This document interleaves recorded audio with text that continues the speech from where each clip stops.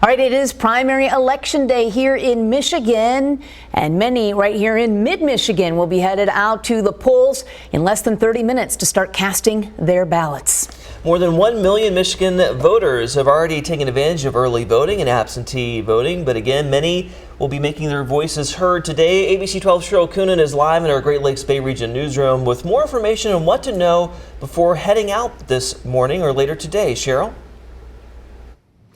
That's right. The doors will open in just under a half hour at the polls. And if you're in line by 8 p.m. tonight, you'll still be able to cast your ballot.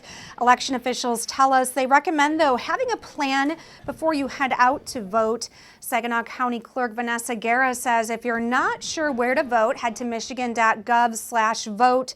She says it's not required to have your voter's registration card or photo ID, but it is strongly recommended you bring an ID if you can. If you don't have an ID with you, expect a poll worker to ask you to sign a form before you vote.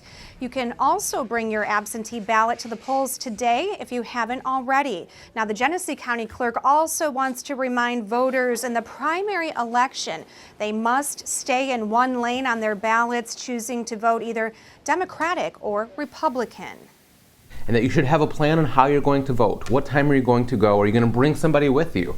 But voters, when they go to cast their vote, will have to make a choice, and they'll have to stay in one lane. They will vote in the Democratic lane, or they'll vote in the Republican lane for this election and only this election.